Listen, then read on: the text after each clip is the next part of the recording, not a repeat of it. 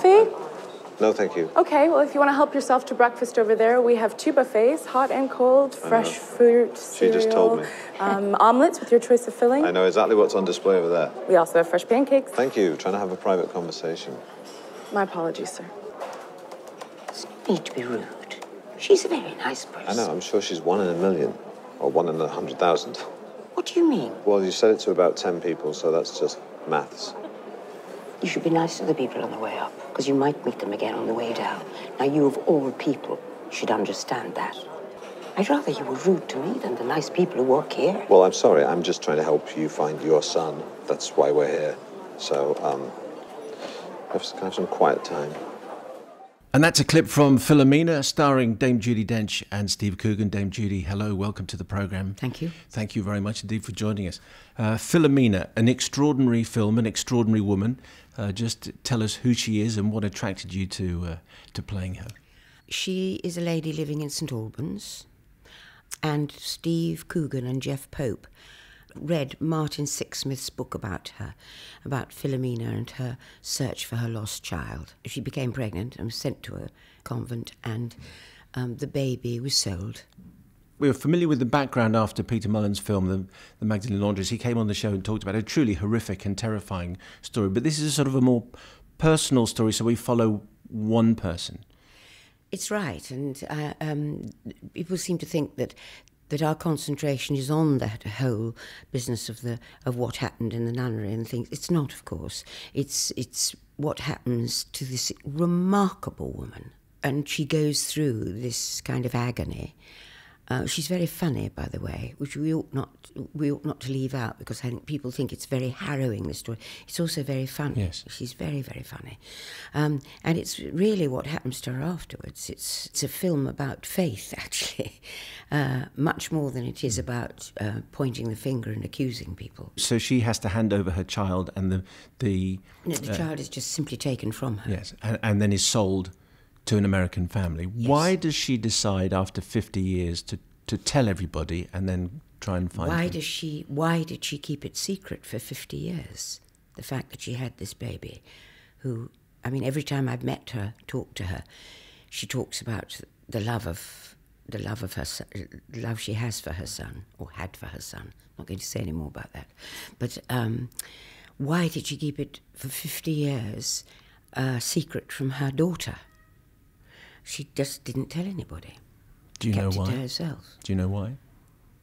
No, I think she was very ashamed. The guilt she felt was, and probably is, enormous about what happened to her. And her father told everybody in the family that she was dead, and, you know, something suddenly catapulted her into telling her daughter 50 years to the day, when it would have been his birthday. And I don't think a day passed without her thinking about him. And then, through somebody meeting Martin Sixsmith, they embark on this journey to find what happened to the son.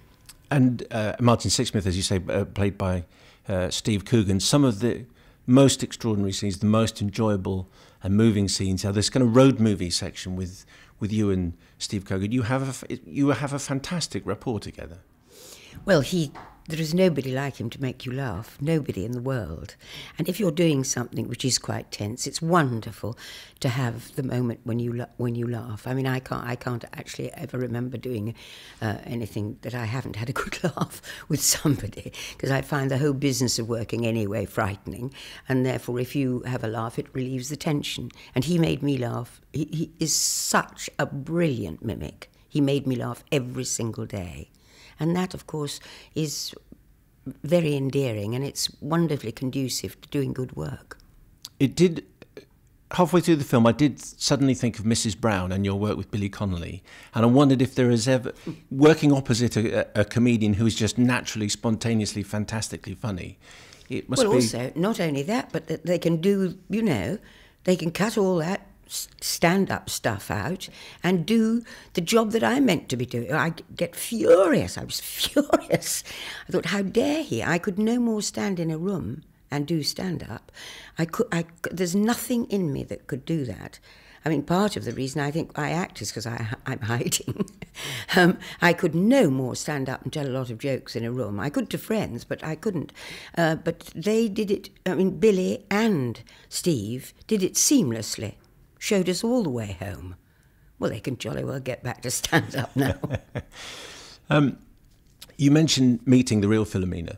I read an interview with you a few years ago in which you said you sounded unsure as to whether you thought that would be the right thing to do, because you have in the past met people who you've played, real people, and been a little unsettled by it. Were you always convinced? Did you become convinced that it was the right thing to see Philomena? I was convinced it was going to be the right thing. It was, I think, it must have been that when Michael and I, my husband Michael Williams and I did Pack of Lies, it was about Gay Search and her father, and Michael actually went to the house that Pack of Lies took place in and spoke to Bill Search and got a whole lot of the story from him. I thought that was amazingly brave to do. But when having read the screenplay of this, talked to Steve, I knew that I must meet her. Just simply to see her, to look at her, to listen to her, to get the essence of her. She's very, very funny. And I wonder if the comedy, I mean, clearly Steve Coogan was right on board, on board from the beginning. Yes, he and Jeff both wrote it. And I wonder if they took that sort of, the surprising comedy in the film from the fact that Philomena is a genuinely funny person. She's very funny. She's very, very funny. And wears her tragedy very lightly. I thought the film was fantastic and affecting and funny and moving and profound. And the reason why it stays with you, I think, so that the next morning you're still thinking about it, is that it says, on the one hand, there is the righteous indignation of the journalist, and on the other, there's the forgiveness of Philomena. And it lets you decide as to which side you're on, which way you should go. I know. Because it would have been easy to make an anti-Catholic, an anti-church film, which Steve Coogan has said very specifically that it isn't. How do you see it? Well, I see exactly that. I mean, it's the strength of this woman that is the story, really. It's the strength and her unshakable her faith. She said to me yesterday, it was a long time before I did go back to Mass and things, and then I found out that on a Thursday they did a Mass in St Albans, and so I decided to go back, and now there she is, fully committed to her faith, and as strong as it ever was, probably stronger. Do you find that surprising? I think it's phenomenal. Wish I could have said that I would do it. Would you have been on the side of righteous indignation and fury, or would you have been on the... I expect I would. Not right for a Quaker to say that, is it? No. But I expect I would.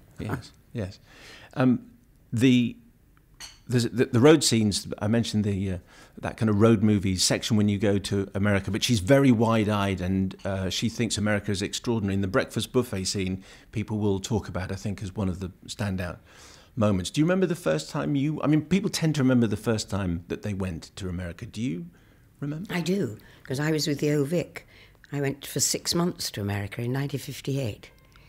I'd only been an actress at the Vic since 1957. We went for 6 months, and we, the whole company, under Sol Hurock, flew to New York. We had a day in New York where we went to the top of the Empire State Building and everything you could possibly do in New York. And then we all had to meet at Penn Station, where we got on a train, and we were 3 days going to San Francisco on the train, and we stopped at places like Laramie and Green River, and it was just Salt Lake City. It was magical. And then we got to San Francisco, and we went from there to Los Angeles, and we were in Dallas and Detroit, Madison, Chicago. I remember it very well. I mean, I had a real kind of love affair with America. And I then, after that, thought I can never go back. It was just It's like a very special place. You go on holiday. You think twice about going back because the first time was so wonderful. And then 38 years later, when I had done Mrs. Brown for television, and Harvey Weinstein said, no, this is not for television, this is a film. He said, you've got to come back to America. So 38 years later, I went back to New York and Los Angeles. And the love affair started again. And Harvey Weinstein, huge supporter of this, do you think? Harvey Weinstein, yes. I had his name tattooed on my bum. He didn't believe me. Well, an aggressive... So I had it painted and showed him. There may well be an aggressive awards campaign coming up, Dame Judi. What do you think? I don't know. You never know where Harvey's going to jump. Well, I think he's a fan, and I think everyone is going to be sold on this movie. Dame Judi, we appreciate your time. Thank you very much. Thank you very much indeed.